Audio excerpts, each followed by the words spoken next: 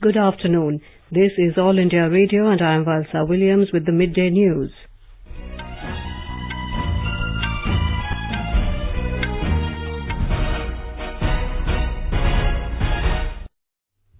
The headlines.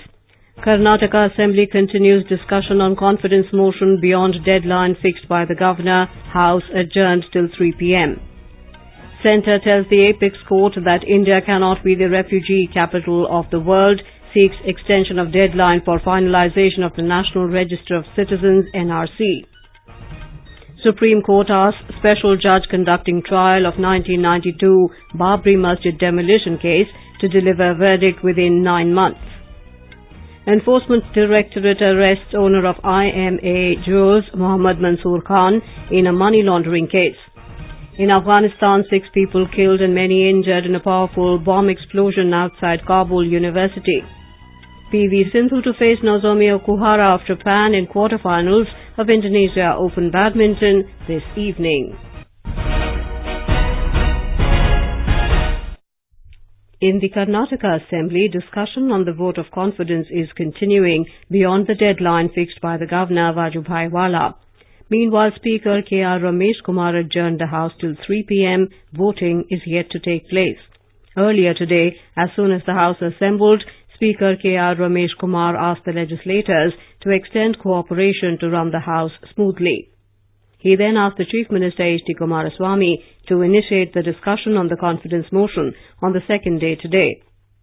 Initiating the debate on the trust vote, Chief Minister H.D. Kumaraswamy said the nation is keeping a close eye on Karnataka. He said after 14 months the government has come to the final stage. He alleged that from the day one, BJP is trying to topple the state government. He asked the BJP for a discussion and said the BJP can form the government on Monday or Tuesday. Kumaraswamy asserted that he will not misuse the power. More from our correspondent. Karnataka Assembly Speaker K.R. Ramesh Kumar today dismissed suggestions that he was trying to delay the vote on confidence motion moved by the Chief Minister H.D. Kumaraswamy to decide the fate of the government. Meanwhile, Rebel Congress MLA MTB Nagaraj expressed shock over the withdrawal of Ramalinga Reddy resignation. Nagaraj is among the 15 rebel legislators who have resigned from the government. Like yesterday, 20 legislators were absent today also. With Murthy's report, Aarti Rana, AIR News, Bengaluru. The Centre and the Assam government today moved the Supreme Court seeking extension of the July 31st deadline for finalisation of the National Register of Citizens (NRC). The Centre told an Apex Court bench headed by Chief Justice Ranjan Gogoi that India cannot be the refugee capital of the world. The union and state government also sought to include sample verification of the citizens in the NRC, saying lakhs of people have been wrongly included in areas bordering Bangladesh due to involvement of local officers. The first draft of the NRC for Assam was published on the intervening night of December 31st, 2017 and January 1st, 2018, in accordance with the top court's direction. Names of 1.9 crore people out of the 3.29 crore applicants were incorporated then. The Supreme Court today asked the special judge conducting trial in the 1992 Babri Masjid's demolition case to deliver the verdict within 9 months from today. A bench of Justices R.F. Nariman and Suryakant said the recording of evidence in the case should be completed within 6 months. The bench also directed the Uttar Pradesh government to pass appropriate orders within 4 weeks to extend the tenure of the special judge, who is set to retire on September the 30th. The top court said the extension of tenure of the special judge will only be for the purpose of concluding the trial and delivering the verdict in the case. During the extended tenure, he will remain under the administrative control of the Allahabad High Court. The special judge had on Monday moved the Apex Court, seeking 6 more months to conclude the matter. The Supreme Court today sought assistance of Attorney General K.K. Venugopal in dealing with a plea seeking declaration of minority community on the basis of state-wise population data instead of national data. A bench comprising Chief Justice Ranjan Gogoi and Justices Deepak Gupta and Aniruddha Bose took note of the submissions of Senior Advocate Mukul Rohatgi that the law which allows declaration of minority community on the basis of national data was illegal. The bench asked BJP leader and lawyer Ashwini Kumar Upadhyay, who has filed a PIL on the issue, to supply a copy of the petition to the Office of the Attorney General and listed it for hearing after 4 weeks. The Congress members staged a walkout in the Lok Sabha today over the political developments in Karnataka. Speaking on the issue after the question hour, Congress leader Adhir Ranjan Chaudhary alleged that the elected government is being pulled down in Karnataka and the role of the autonomy of the Speaker is being questioned. The Treasury benches objected to the allegations made by the Congress that BJP has a role in the coalition government being pulled down. The Speaker appealed to the Congress members not to raise state issues in the Parliament, subsequent to which the Congress members staged a walkout. Earlier in the day, the principal opposition party members had trooped into the well of the House, shouting slogans and displaying placards. The Right to Information Amendment Bill 2019 was introduced in the Lok Sabha today. Introducing the bill, Minister of State for Personnel, Public Grievances and Pensions, Jitendra Singh, said the amendment will institutionalize, streamline and improve ease of delivery of Right to Information Act. He refuted apprehension of opposition members that the amendments will dilute the Act. The amendment, he pointed out, will authorize the government to frame rules under the Act. He charged that the rules were defective when the Act was passed earlier, and this government is streamlining them now. Over 413 lakh hectares of land have been covered under cultivation till the 12th of this month in the current Kharif season. The area is less than the normal of the corresponding week by 7.44%. In a written reply in the Rajya Sabha, Agriculture Minister Narendra Singh Tomar said the pulses have been sown in over 34 lakh hectares and oilseeds in around 76 lakh hectares. He said as per the Met Department report, out of 36 meteorological subdivisions, 2 subdivisions received excess, 15 subdivisions normal and 19 subdivisions deficient rainfall till the 15th of this month. Union Minister for Petroleum and Natural Gas Dharmendra Pradhan has said the government is committed towards ensuring inclusive, holistic and sustainable growth and is working towards achieving a $5 trillion economy by 2024. Addressing Energy Horizons 2019 in New Delhi, Mr. Pradhan said India is embracing the global energy transition and is expected to become the 5th largest economy, overtaking the United Kingdom. Renewable energy is becoming cheaper and a faster source of energy globally as well as for India. The robust growth of India in the last 5 years has been achieved through a series of policy reforms covering the vast spectrum of economics and social activities. Our government remains committed to inclusive, holistic and sustainable high economic growth. We are working on a mission mode to build India into a 5 trillion economy by 2024. Sustainable energy will have to be ensured to fuel 5 trillion economy. Prime Minister Narendra Modi has invited people to share their valuable inputs for his Independence Day speech on the 15th of August. In a tweet, Mr. Modi asked people to contribute their thoughts on the specially created open forum on the Namo app.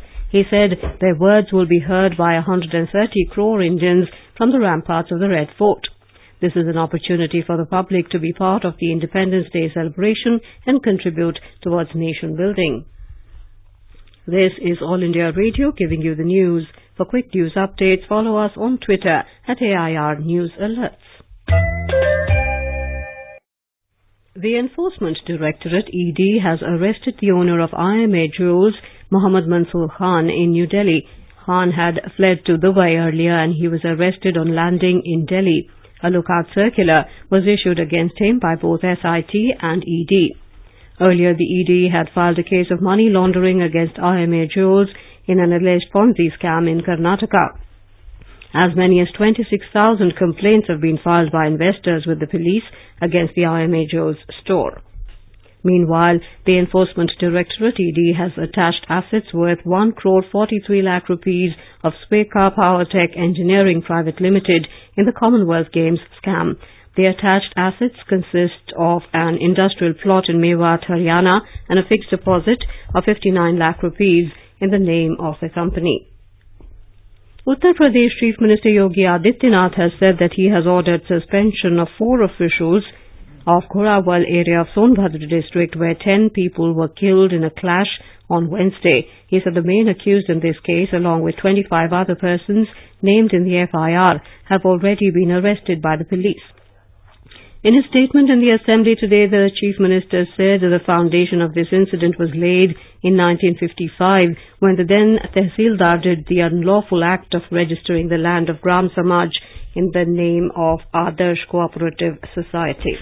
Meanwhile, Congress General Secretary Priyanka Gandhi Vadra was detained briefly by police in Mirzapur while she was on her way to meet victims of a firing case in Sonbhadra, where Section 144 has been imposed. Earlier, she met with injured persons of the incident in Varanasi. The Election Commission has issued a show-cause notice to the Nationalist Congress Party, Trinamool Congress and Communist Party of India regarding withdrawal of national party status after the dismal performance in the Lok Sabha elections. Sources said the Commission has asked them to explain why their national party status should not be revoked. They have been asked to respond to the notice issued yesterday by the 5th of next month. In Afghanistan, at least 6 people were killed and 27 injured in a powerful bomb explosion outside the gates of Kabul University this morning. According to police, no group has claimed responsibility for the attack. Kabul police spokesman Firdaus Faramars said the early morning blast also set 2 vehicles ablaze, although it wasn't clear if the attack was carried out by a suicide bomber or a remotely detonated bomb. The university compound houses several hostels where many students stay over the summer, attending classes and conducting researches. In badminton, ace Indian shuttler PV Sindhu will face Japanese rival Nozomi Okuhara in the women's singles quarterfinal of Indonesia Open today.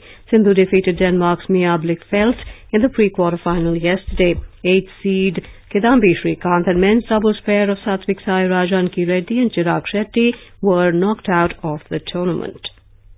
Indian batting icon Sachin Tendulkar has been inducted into the International Cricket Council's Hall of Fame alongside South African pace legend Alan Donald. Joining them was 2-time World Cup winning Australian woman cricketer Catherine Fitzpatrick. At the induction ceremony held in London recently, Tendulkar said it is an honour to be inducted into the ICC Cricket Hall of Fame, which cherishes the contribution of cricketers over generations. Sensex at the Bombay Stock Exchange declined 518 points or 1.33% to trade at 38,379. Nifty at the National Stock Exchange also fell 172 points or 1.48% to trade at 11,425. However, the rupee at the forex market strengthened 15 paise to around 68 rupees 81 paise against the US dollar in afternoon deals. In Nagaland, with its implementation, the PMKVY has had a commendable impact on the young, dynamic and highly enterprising population. A report from our correspondent. In the short span of implementing the Pradhan Mantri Kaushal Vikas Yojana (PMKVY) in the state, the Department of Employment, Skill Development and Entrepreneurship Nagaland is presently imparting training in 14 sectors and 26 job roles. Through the scheme, 1,346 have been successfully placed across the globe. Mesti Sadaminla Al from Mon district is currently placed in the aviation sector, shared how PMKVY has helped her in fulfilling her dreams from becoming a cabin crew. I had always wanted to be a part of the aviation industry, but I had limited knowledge. However, the department under PMKVY has been kind enough to take initiative in employing youth in Nagaland. Currently, 2,431 youths are undergoing across multiple sectors in various job roles across the country. For AIR News, this is Asunyo from Kohima. And now, before we end the bulletin, the headlines once again. Karnataka Assembly continues discussion on confidence motion beyond deadline fixed by the Governor. House adjourned till 3 p.m. Centre tells Apex Court India cannot be refugee capital of the world, seeks extension of deadline for finalisation of the NRC. Supreme Court asks special judge conducting trial of 1992 Babri Masjid demolition case to deliver verdict within 9 months. In Afghanistan, 6 people killed and many injured in a powerful bomb explosion outside Kabul University. PV Sindhu to face Nozomi Okuhara of Japan in quarterfinals of Indonesia Open Badminton this evening. And with that, we end the midday news.